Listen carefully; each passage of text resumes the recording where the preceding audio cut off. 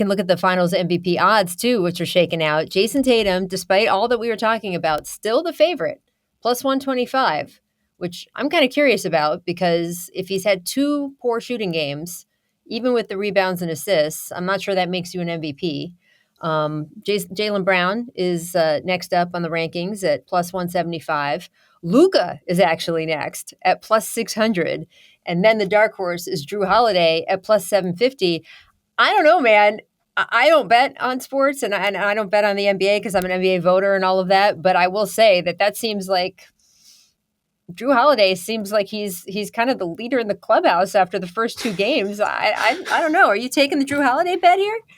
Absolutely. I'm a huge Jrue Holiday fan. I was, blessed enough to be able to take the floor with this guy at a certain point in my career. I know exactly what he brings to the floor. He labeled himself a utility man and I'm going to go on record saying that's a damn lie. You're more than that. You're actually one of the most underrated players in this league, and you have been for a very long time.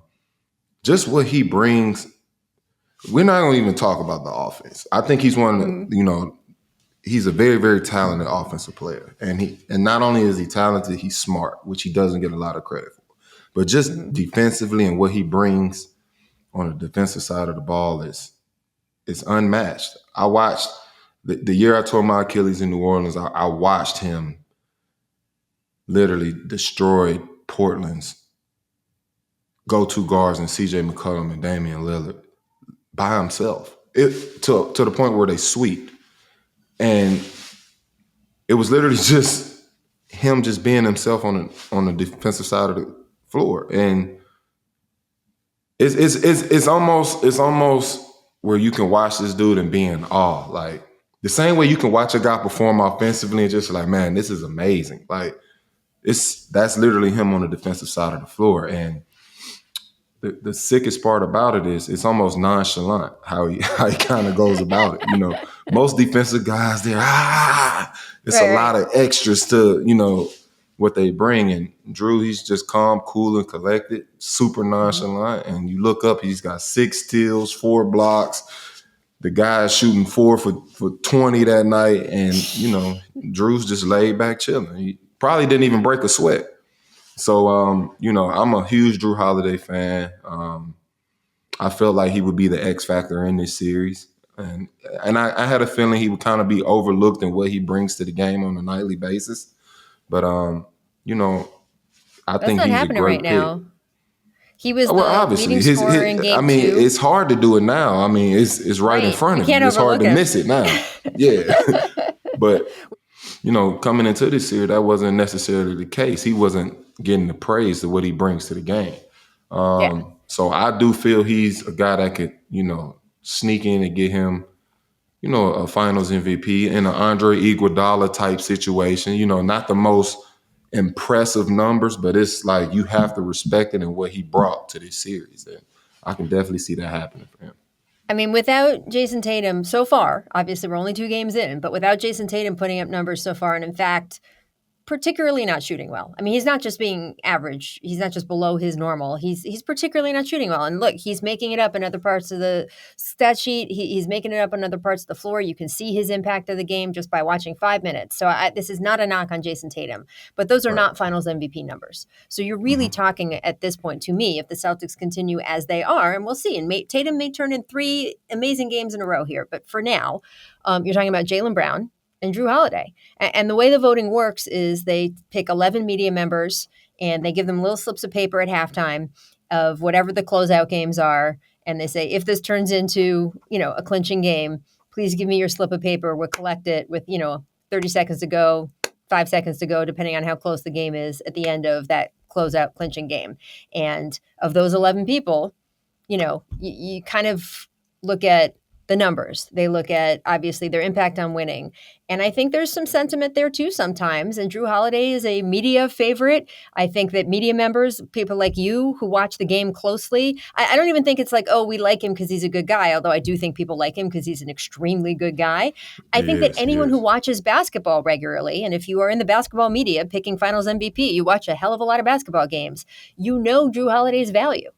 So I just think that I see that 750 odds, and I'm like, man, I don't know. that seems like something you might want to Might log want on to to put something DraftKings and down. take advantage Yeah. of. That's all I have to say. We'll see. And look, Jaylen Brown, I talked to him a little bit last night. You know, I was just chatting with him about the comment he made after winning Eastern Conference Finals MVP, where he's like, "Oh, I never win this shit," and I was like, "Look, it's time for you to win some of this shit." So if Jaylen Brown ends up winning, obviously, I think that will be, overdue too. I saw a clip yesterday, and obviously it's a little older, but Jrue Holiday in the summertime. And they showed about 6 or 7 clips of him just guarding people one-on-one, completely locking them down. Phil, for 2 questions. One, have you had a chance to work with Jrue? And they looked like it was up at Sports Academy. Have you seen or worked with other players that really in the offseason train their defensive game as well as their offensive game? I mean, you don't see a lot of guys will play one on one in the offseason, Matt. So look, I've seen Jrue here every summer at some Yeah. point, where he gets in the gym, he works on his game. But not only is he working on the game, at some point in the summer, man, you saw those clips. He likes to play a lot of one on one, to where he can again continue to improve his game on both sides of the ball. Look, you think about when we were growing up as kids, right? All we did was what? Play one on one. Yeah. That's all we did growing up. You played a lot of one on one against your friends, against your brother, whoever it was. So that put you in a position where not only were you working on your offensive game, but you had to learn how to guard people. There was nobody else around, so you had to be mano a mano and have that. I think today's player, they miss that a lot. A lot of guys don't like to compete in the summertime in that sense of, well, let me be on an island. Let me see if I can stay in front of 3 or 4 different cats in the summertime and really work on my individual game. Mm-hmm. And that's what you see from Jrue. Drew's old school, man. I'm happy. I'm happy for this kid. I think Boston, in the sense that Boston won, they won the trade. They won the whole trade game. Yes, With that absolutely. trade with Jrue, I said it last year. I was like, oh man, this is made for TV. If Jrue and the Boston Celtics play the Milwaukee Bucks in the Eastern Conference Finals, it's too good. But I'm happy for that kid, man. What you see from him, like Stak said, like Kyrie is probably, we've all had the argument, arguably the most skilled player to ever play. Can you stop him? No, but you can certainly make it hard for him and make it difficult for him to make the shots that he likes to make. And that's what you've seen from game 1 and 2 from Jrue, in terms of just, let me make it difficult for this dude, man. Let me limit his ability to get to his spot. Can I make him take a shot 1 or 2 feet further away from the paint than he normally gets to? And you see a guy that's really locked in. But Drew's always been like that, though, Yes, right? Right. You follow exactly. his career, man. Drew has Yeah, always been a dude that's been both sides of the ball. So you want to talk about two-way players? He's the best yeah, two-way player in yeah. the league. Like Right. being Jack, we've able been to saying that guard, shit. Yeah, go ahead. My bad, Phil. being able to play.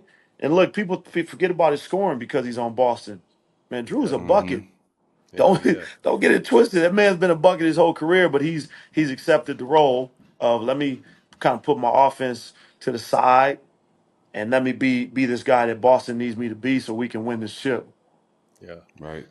I mean, we've been saying that shit since we started the show almost 5 years ago, Jack. I mean, the most underrated player in the game. Obviously, I don't think he's Yeah. underrated. I think people are finally starting to see, with him going to Milwaukee and now with Boston, I mean, what he's been able to bring. But like Phil, we've been knowing this. We've been seeing this shit ain't new. It might be new to some people because they didn't get a All chance right. to see him to play on the biggest stage, but he's been doing this. Hey, listeners, we might be in the middle of the NBA Finals, but don't worry. There's still plenty of time to get in on all the NBA action with my partners at DraftKings Sportsbook. You absolutely have to check this out, especially if you're new to DraftKings.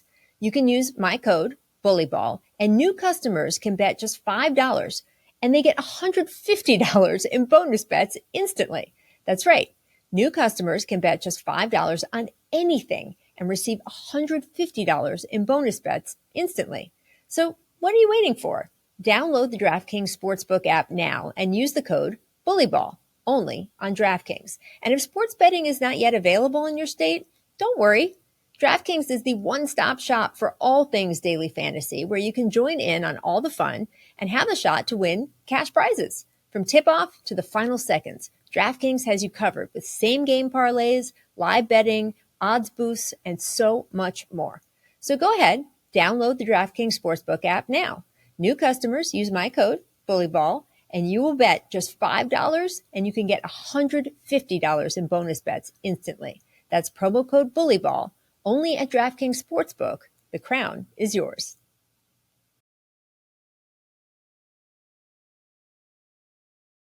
Have you ever wondered if Chet Holmgren might be a descendant of Abraham Lincoln?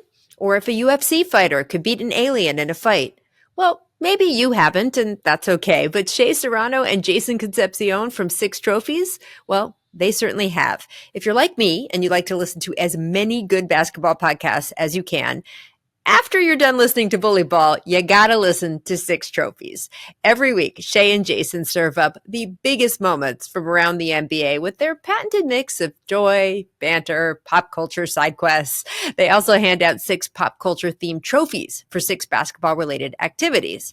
Stuff like the Denzel Washington in Training Day trophy that's given out to a player or team having the best week around the NBA, or the Lauryn Hill You Might Win Some, but You Just Lost One trophy for the team or player that just can't get it together.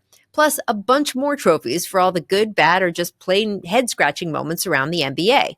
So follow Bully Ball, but also follow 6 Trophies on the Wondery app or wherever you get your podcasts. Or you can listen ad-free by joining Wondery Plus.